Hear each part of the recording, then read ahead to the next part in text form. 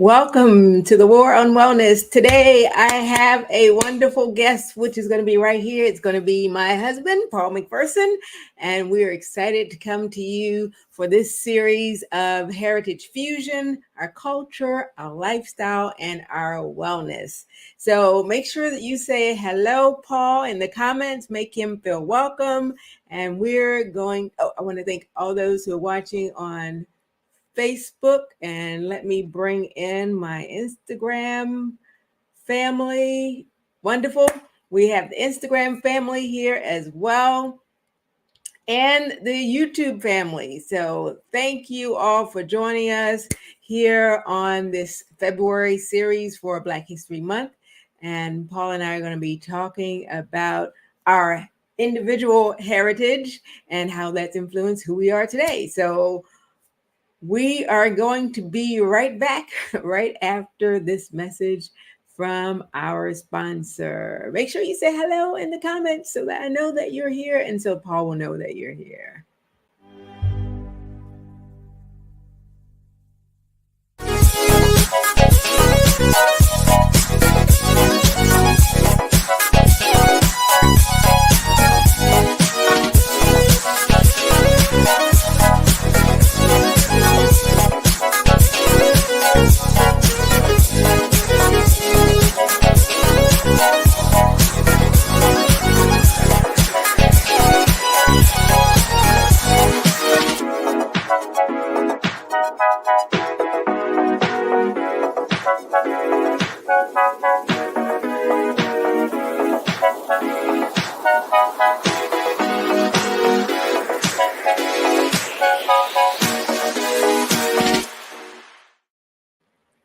Welcome back to the War on Wellness, and we are back live. Hola.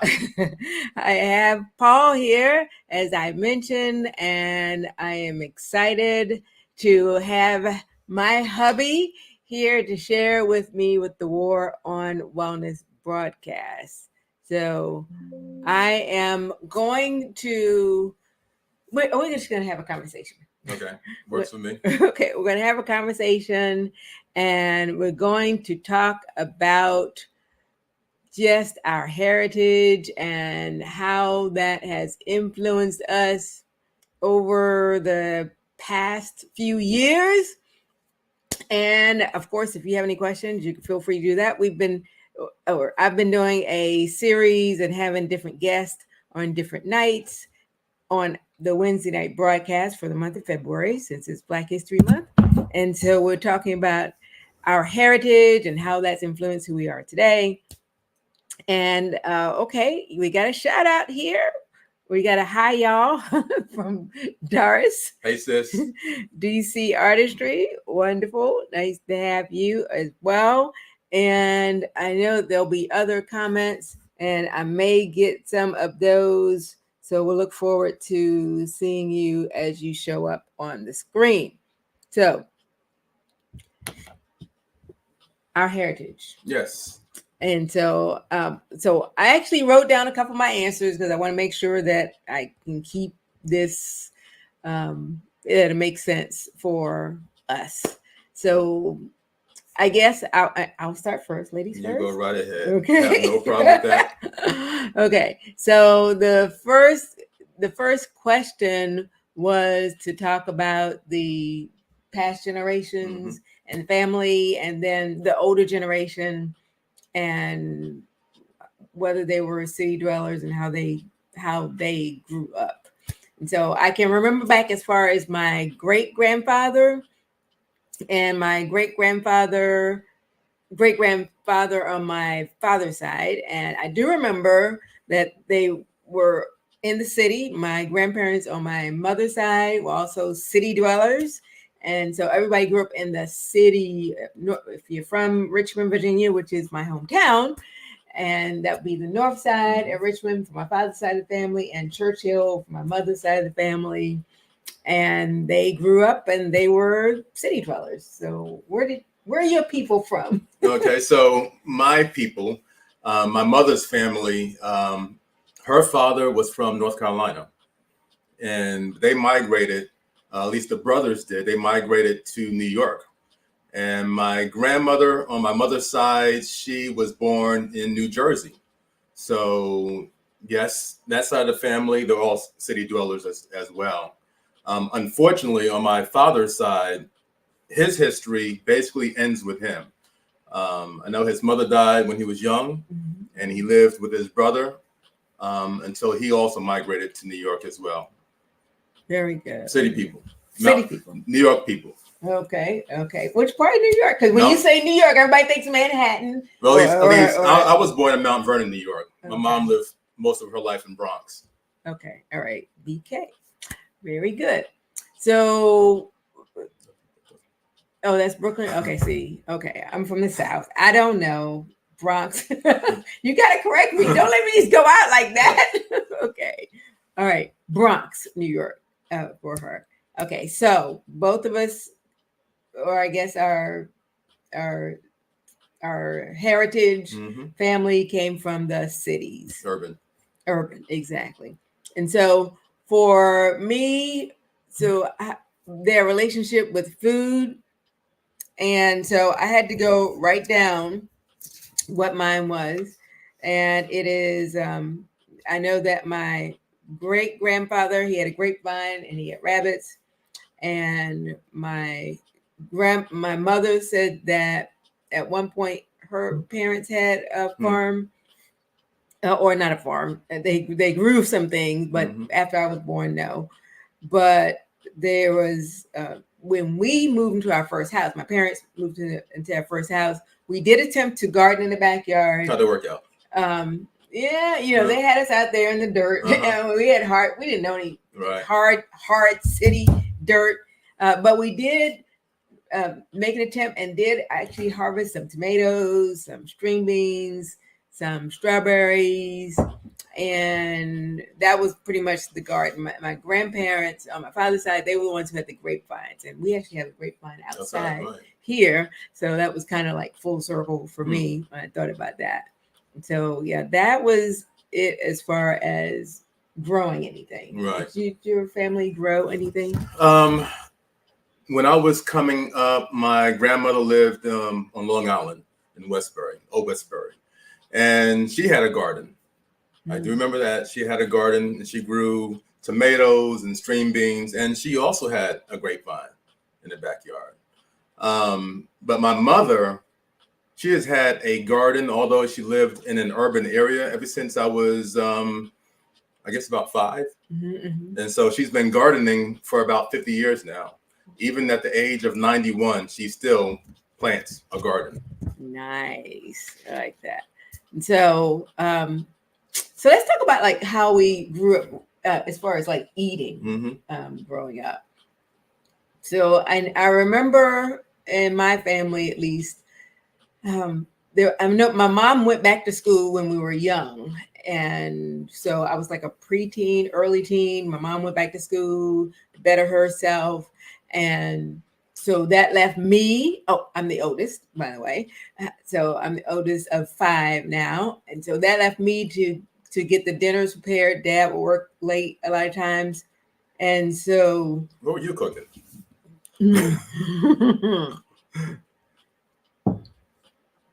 I was not cooking anything.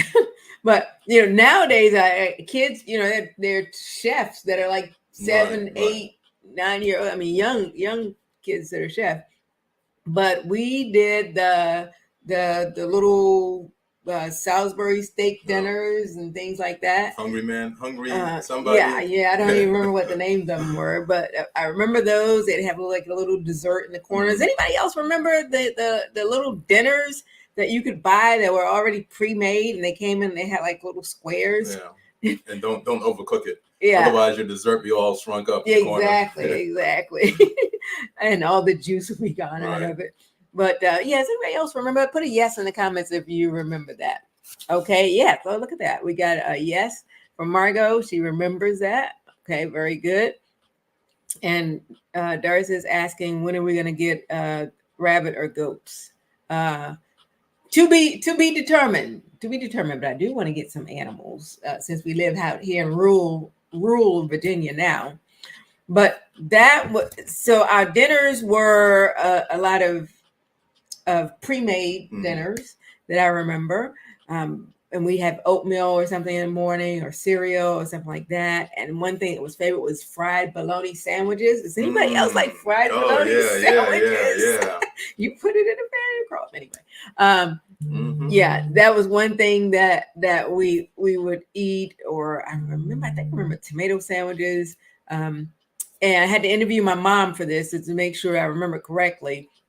But we would have so for dinners, or sometimes we'd have Campbell soup or alphabet soup. Remember they have alphabets, spaghetti, string beans, collards, kales, lima beans. My mom is famous for her potato salad. Excellent. She's famous for her potato salad, which is great. And I do remember Mom having coconut pies. And my grandmother making salmon cakes. So I would have her teach me how to make those.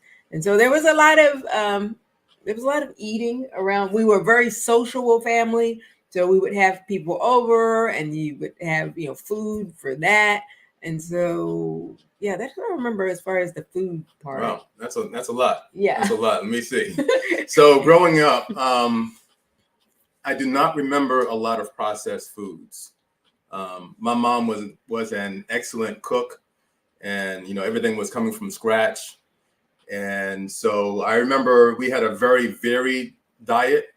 The diet was unlike my friends, because we were eating eggplant back in the early 70s, avocados. We were eating back in the early 70s.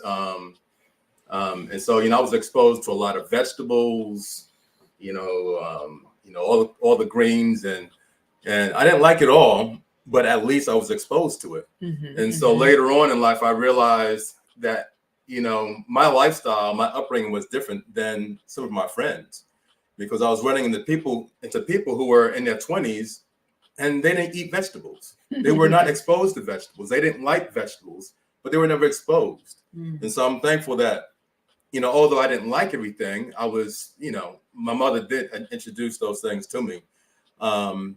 You think back to like tofu. You think of tofu as being something has come out in recent years, but my mom was making her own tofu back in the mid 80s. She makes her own vegetarian meats. We were vegetarians back in the mid 70s. So my mom was trying to perfect her pound cake when, our church has always had that health message. When she came to the point of saying, I can do better, I need to do better. And so she stopped focusing on items like that, and she started to focus more on what was healthier for her family to eat. I like that. And you just reminded me that when I first started as a vegetarian vegan, it was not popular back then. This was the 80s. To some people watching this, that's probably like, ancient years ago. But there were no Impossible, Beyond, or I was restaurants. Right. Didn't have options. No. And I mean, it's like foreign if you went in and asked for that. And then I was working at Wendy's when I was a teen, when my late teens, and I was serving meat, but I was not eating meat.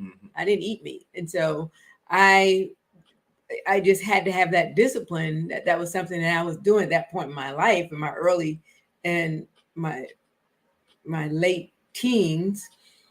And so I would make me a sandwich at Wendy's, and it would be a sandwich with, just cheese, lettuce, tomato, and onion. And that was it. Sounds good to me. I mean, it worked. And so I was doing it when it was not popular. I was attempting to try to do something different, healthier. And you mentioned church. So for those who don't know, we're Seventh-day Adventist Christians. And so they speak on the health message a lot. And so that was one of my first introductions to it. And then I took it a step further for myself, incorporating that into my life. And then after a while, society caught up and said, hey, being vegan vegetarian is a good thing. Right. And so transitioning forward, because I always tell my nieces and nephews that it's really important who you pick as a life partner, because they're gonna, take you up or they're gonna take you down. One or if you agree, put a Y in the comments, okay? One way or the other, they're gonna help you or they're gonna hurt you. Right. And so when God brought us together, because it wasn't us, it was interesting that when we got married, we were both eating meat. Yeah. You ate some fish. Yeah, I did. That was it. I was eating salmon, and then I was eating or other fish too. And so then I decided that for my health reasons that I would no longer eat not only meat of fish, but no longer eat eggs or no longer eat dairy. And your reaction, I remember when I said that I was going vegan, is that you were like, well, I'm not doing that. I'm not going to eat the cashew cheese or the quinoa or things like that. I think my background made it an easier transition, but having a vegan diet, you have to really be creative. And so the idea of, I didn't like to eat cashews. So the idea of eating cashew cheese was like, hold on a second. My mom used to experiment in the kitchen growing up, but as an adult, my mom was like, do I really want to do this? But the good thing is that it wasn't that hard of a transition, and you were a very good cook. And I know that being married to Penny has helped my health. I still eat meat, chicken, beef, fish, not so much red meat, but I know having Penny has reduced the amount of meat that I would have been eating. And so I can appreciate that. And probably help your health. Oh yeah. As well. Yeah, no doubt. No doubt. So yeah, I'm in the widow prevention program. What I like to say, as long as possible, to have a healthy husband, wife, and so that we can be here for each other and not have to be taking care of each other sooner. Yeah. Thank you. Yeah. Quality of life is really important, because you can live to be old, but you want to be able to have abilities and not disabilities along that. So I like that. Yeah. I'm gonna use that one. So I think it's important for the Plant-Based Penny Life family to realize that the challenges that we face may be generational. Like for me, I didn't grow up exercising. It was, I didn't play a sport or anything like that. And so for me, it's a challenge to actually exercise on a regular basis. And so knowing that that was not as part of my heritage growing up means that I have to be more intentional. I have to have more vigilance when it comes to exercise, and my food choices have to be really disciplined, because my exercise is not up here as it needs to be. Now it's getting better. It's gotten better than it was, but realizing that I need to have that passion for myself, and I can't really credit my ancestors or blame my ancestors for the choices that I make now. Right. Because I think a lot of times people say, well, it runs in the family. Right. Well, I'm going to die of something. Yeah, it's a cop-out. It's a cop-out. And, and I think a lot of times we know that there's a better way, but it's always tomorrow. New Year's, I'm going to start my diet New Year's. I'm going to quit smoking on New Year's. And if you're serious about your health, if you're serious about your life or making changes, any change, if you want true change, it starts today. It starts now, not sometime in the future, because that day will come and it'll pass by. That's exactly. But right. you have to choose life and make better choices. Yes. Choose life and life more abundantly. Mm-hmm. So the earliest positive. Hold on a second. Oh, what is it? No. Oh, okay. No. Yeah. It's an African proverb. It says, "To know and not do is to not know." And so that means that if you know it and you don't do it, that means you don't really know it. Know better, do better. Okay, yeah. First one is African proverb. Thank you, D2 Kasui. And the second one is when you know better, you do better. That's by Dr. Maya Angelou. So giving credit to them. So yeah, so I mean, just think about the challenges. I guess we kind of talked about it a little bit about food. Mine, I enjoy and I eat vegetables. I guess because I was introduced to it when I was younger. Thanks, Mom. And so now I think that it helped in our marriage relationship because a lot of people, a lot of clients that I've talked to have said that, well, I'm the only one in the house that's trying to eat better. I'm the only one that's trying to eat, to do whatever, even if they're just trying to eat healthier, not necessarily eating a vegan or plant-based diet. But I think that we have to be disciplined within ourselves. That's the word. Yeah. Discipline. Because like if Paul's not home, that doesn't mean that I'm going to go to, we only have one fast food restaurant in the city where we live, okay? Because we live in a little small town. But we got a Hardee's. What do we have? Burger King. Okay, we have a Burger King here. If he's not here, that means that I can't I'm not going to run to the Burger King because he's not here, because my diet choices are not dependent on him. Right. And I'm not responsible for your life. Right. You are. Right. 100%. Right. It's your choice. It's my choice. No matter what you do, it's my choice. Right. So even if you bring a pizza, a big old sloppy, greasy, cheesy pizza in that, don't let me tempt you, in the house, and he's sitting next to me eating that, I don't have to eat that just because. Now I like to be prepared, and have my own dish or snack ready so that I'm not overly tempted. But it's important that we make sure that we take care of ourselves, because we can't answer for anybody else but ourselves. So I just want to make sure I make that point. I agree, because I do have clients that bring that up. So if we think about well, let me tell you my challenge. Okay, go ahead. My challenge is I eat too much. Oh, okay. The good thing is that I do exercise. Why is that? Because when I was growing up, I was the household trash can.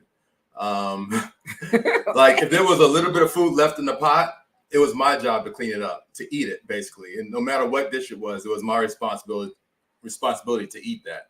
And so all throughout my life, I had this ability to sit down and eat a lot of food. Yeah. Now, I don't know for a fact it's because of that, but I think it is. And so I don't have a cutoff. And so that's very hard for me. That's my challenge, is to walk away from the table. One plate, walk away. I did a presentation for the I guess the early morning prayer group for Ephesus Seventh Adventist Church, and one of the things that I was teaching, we're talking about food cravings, and one of the things it was put the fork down. Mm-hmm. So in between every bite, put the fork down, because otherwise you're shoveling, which is improper etiquette. But because of COVID, we kind of lost a little etiquette anyway. But in between every bite, put the fork down and chew the food. And that kind of slows us down a little bit when it comes to that. And so just thinking about African Americans in general, or our culture in general, and how that's influenced like our diet or lifestyle. So we have there are things that people say run in the family. Mm-hmm. And of course I disagree with that partly. But how as far as just your opinion on, as African Americans or people, the culture in general, do you think that affects our diet or lifestyle? Yeah. I would think that coming out of slavery, that I mean, there is definitely an effect there. It's not just on education and home ownership and how we manage our bank accounts. I mean, it also has to have an effect on the way we live, our lifestyle, our habits, what we eat. Yeah. So I do believe there is a link between the past and today. I just think that, once again, going back to what we're saying, that we have the power to break that habit, cycle, that link, break because every we do have the knowledge. break every chain. Exactly. Break every chain. And I agree with you. And there's certain nuances, especially I think when it comes to lifestyle. For instance, if, for instance, Black women working out, Right? They don't want they don't run. Yeah. At least that's what I heard. That's not what I'm saying. yeah. They don't want to exercise. Or at least it was the thought process. They didn't want to exercise because it would mess up their hair. As far as swimming as well, the same way. Right. And has anybody ever heard that before? Put hair in the comments if you've ever heard that for Black women, for instance, don't want to get their hair wet, or women of maybe possibly women of color don't want to get their hair wet or sweaty because it might mess it up. So therefore they don't exercise. So put whether you agree with that or not in the comments, or just put hair if you've heard of it there. But I do know, so I did book a speaking engagement coming up for Black Girls Run. So Black girls do run, okay? They do 5Ks, they do 10Ks, they do marathons. Oh, wow. Yes. Really? All of that. 2024. Yes, way before that. Oh. And so shout out to the Richmond chapter of Black Girls Run. And so I'll be speaking at their national conference with my own workshop there in Chicago later on this year, and I look forward to that. So not only do they run, but they actually swim. And I mean, you can look now at the Olympics and athletics now, and you see that Black women are well represented in all. I mean, not just track and field, but many other areas of athleticism. And you see more in the gym as well. Yes. You do see much more. Yeah. Okay, good. We have somebody putting hair in the comments. They've heard of it. This is not foreign to them at all. So yeah, so that is very, very true. It does affect you. So yeah, your culture does affect what it is that you might be exposed to. Mm-hmm. So for instance, golf might be something new to you, or it might not be, depending on. I think you can't really say it's like everybody in the culture, right? Because there are some people who were, tennis, for instance. My brother Joe and I played tennis when back in the 70s. I think that's when Arthur Ashe was very famous, and so and I don't know why you play tennis, but yeah, for some reason you were interested in tennis at one point early on. So there is an influence. It depends on how you grew up in your household, not necessarily the total culture. Right. I agree. Okay. I agree. So what do we do now to choose to live in wellness? So we talked about, my great grandparents, my grandparents, and parents. Oh, I do want to say that one thing that I really liked about my family growing up is that we would have family dinners. So Dad would come home from work and we would all sit around the family table, and he would ask about our day, and we would have dinner together as a family. And so I really enjoyed family dinners. Does anybody have family dinners anymore? Does anybody eat together as a family? You could without the TV. Yeah, well, the TV was in a different room. We ate in the kitchen, so it was a different room. And so nowadays you have multiple TVs. We had one TV, and the remote control was one of us. We got up and changed the channel. But what do we do now to live in wellness? Because we can't ride on the positive nature of our past and we can't blame our past either. So what do you do to try to stay well? Well, for me, once again, going back to the fact that it's my life, and it's up to me to make the right choices. And so, I do try to watch my diet. I have reduced the amount of red meat that I eat. Rarely do I eat red meat. Um, in the home, we only do vegan. So that has been a big help. And, I exercise throughout the year. I run, I go to the gym. Um, like you said, quality, it's all about quality of life. Being 56 years old, I'm not getting any What? stronger, Doesn't he look good? I'm on the other side of things. So I'm just trying to maintain. I'm not trying to necessarily to, be Mr. Fitness. I just want to be in good enough shape that I can continue to travel with my wife. Yes. And go and live in places that there's no hospital nearby. I don't have to be worried about a hospital or life, saving medications. Right. So it's all about quality of life. It's all about choosing to have quality of life. But that means you have to make some adjustments and give up some things as well. Right. And yeah, I like to think about it as you're adding some things. You're taking away some things, but you're taking away things that subtract years from your life and subtract years of ability from your life. So it was that I could eat anything when I was in my 20s or whatever, and then just like stop eating it for a week and then lose weight, and so but it's going to catch up with you either in joint pains or ability levels, and you just cholesterol. yeah, exactly. All those burgers, I don't care. You can stop eating them for 10 years, but you've already done the damage. Cookout shakes. Yeah, it's like when you're smoking. Right. You do so much damage that it's very hard to undo what you've done. The damage. It's good to make good choices when you're younger. As well, you don't have to wait till you're 50 years old to start making good lifestyle choices. I agree because it's harder to unlearn the habit. How was it? Frederick Douglass says is better to make strong children than to something adults. I gotta come back with that because I can't remember what it is now. But then to fix something broken.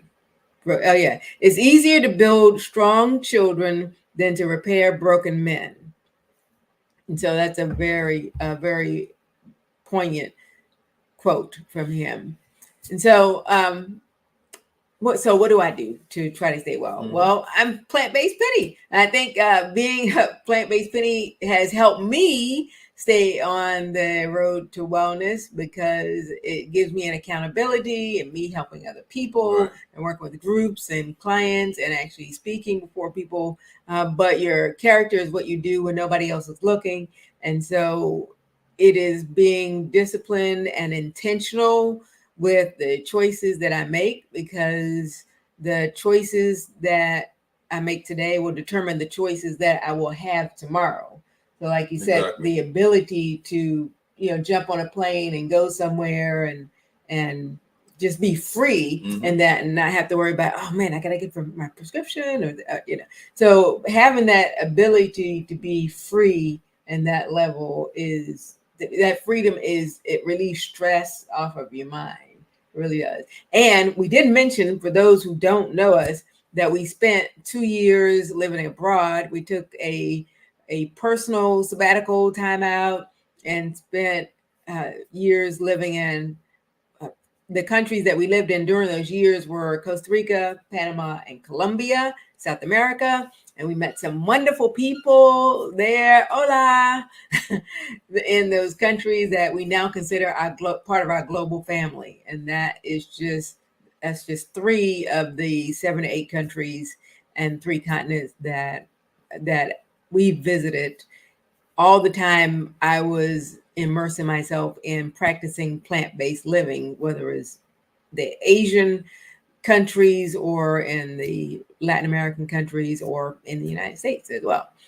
So I am looking forward to continuing to serve my plant-based penny family, and I'm looking forward to our guest next week. We have a guest that's coming up on next week. This series is Heritage Fusion: our culture, our lifestyle, and our wellness, and the intersectionality between those. And so I do thank you for joining, but I do want to announce that next week's guest is, thank you, Chef Rose. Next week's guest is Neil Davis. Neil Davis. And he is the fitness guru, and he's going to be able to share with us on Heritage Fusion, and we look forward to hearing from him. And I am going to thank you for joining, and make sure that you subscribe for my YouTube channel at Plant-Based Penny, and also subscribe to my website, plantbasedpennylife.com. So wherever you're watching this, on Instagram, Facebook, or YouTube, thank you very much. And let's see, the final comment. Okay, you all did a great job today. Great information. Thank you, Margot. Thank you to all those who joined, and to those who are watching on the replay. And we'll talk to you next time. Bye-bye. Bye.